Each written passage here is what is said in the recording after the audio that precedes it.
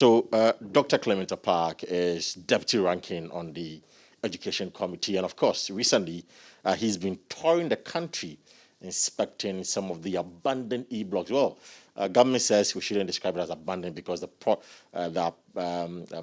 contractors have left site briefly, and that the project has been given some kind of completion. Some of them, I should say. But there's a latest twist to this whole conversation where government says that about 27 of these projects have been terminated.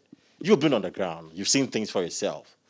What's the minority's position or the committee's position on the termination of this contract? Do you know anything about it? Has there been consultation between you and the Education Ministry? Well, first of all, let me say thank you for giving me the opportunity.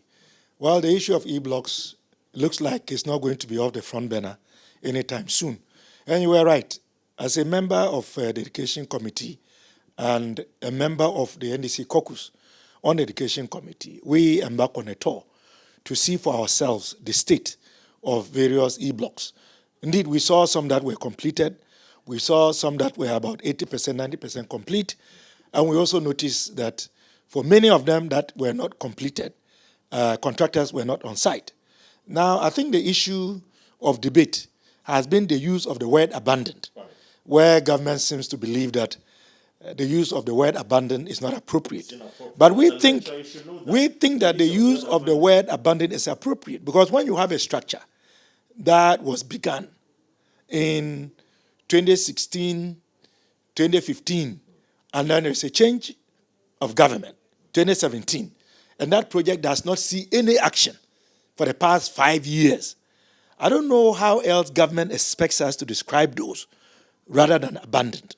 Because some of those that we saw, and I can give you examples, at Sekeswa and Obopa, both in the eastern region, and at Goi in the greater Accra region, clearly they have been abandoned. So I don't see why government tends to be defensive. If government wants to tell us that those projects have not been abandoned, then let us see contractors on site. For the past 5 years, some of these projects have not seen any contractor on site. Yet government is worried about us using the word abandoned. But you said that some of them have been on site, just that they returned to do a few things, and that is why you saw the projects there. It's not like totally nothing has been done about it since the NPP came to power. You see, this is where I think government itself is being disingenuous. We have never denied that some work has gone on. We know, for example, that before we left power, we had completed 46 of them. Government tells us today that 60 have been completed and have been put to use, which means that the MPP government has completed 14.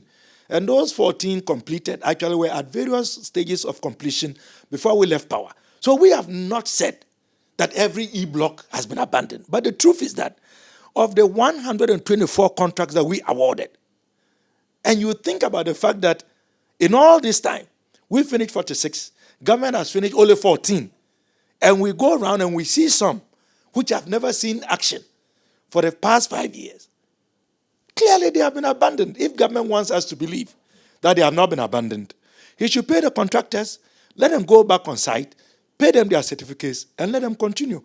As simple as that. But you see, you asked a specific question about this announcement that government has put out, that contracts for 27 of the e-blocks have been terminated. I don't know the justification, but from what I hear, the claim is that these are buildings that had not reached at least 30% completion. And also the slow pace of the contractor. Very well.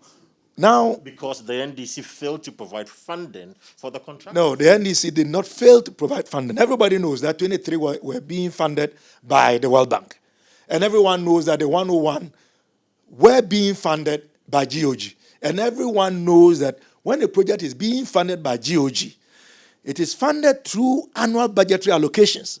And when we were in power, we were making those allocations. When we left in 2016, the MPP took over and the MPP refused to make budgetary allocations. And I can challenge any Ghanaian listening. Take the MPP budgets, 2017, 2018, 2019, 2020, 2021, to see if there's ever been any allocation towards e-blocks. Rather, Rather, it is Get Fund that is supporting the completion of some of these E-blocks, applying resources from the $1.5 billion utilization that Get Fund was given the permission to undertake. So it is never the case that the NDC did not make provision. We made a provision through annual budgetary allocations. The MPP came into power. Obviously, they had a different agenda, a different interest, different priorities. So they chose not to make annual budgetary allocations. And that is why we are asking, make the resources available to complete these E-blocks. If you are now telling Ghanaians that it is not that you've abandoned them, let us see action in every single one of the E-blocks.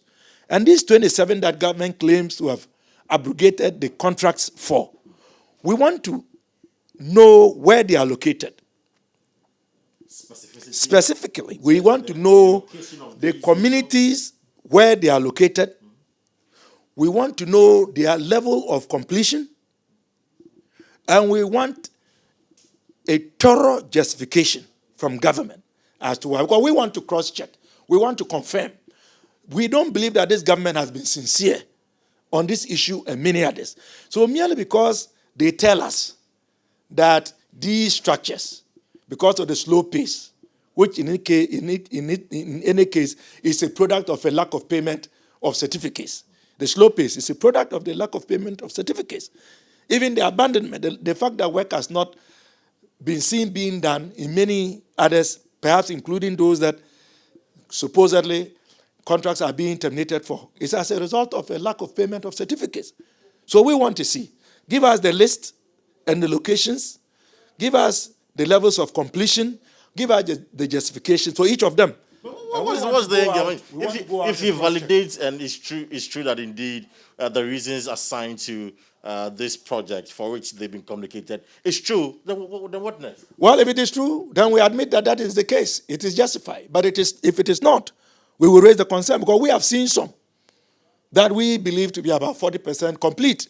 And you doubt that the projects that have been terminated, it's almost about 30% complete, as government is saying. What I'm saying is that we need a list. We need a list. We need the locations. We need a justification.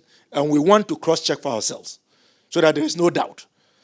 Government has not been sincere in as far as this E-block issue and debate is concerned. How soon do you want this list? There's no reason why we should believe what they are telling us. How soon do you want this list made public or be furnished to the community? Well, if government wants to come across as being credible, they ought to put it out. Let us cross-check. Let the media cross-check.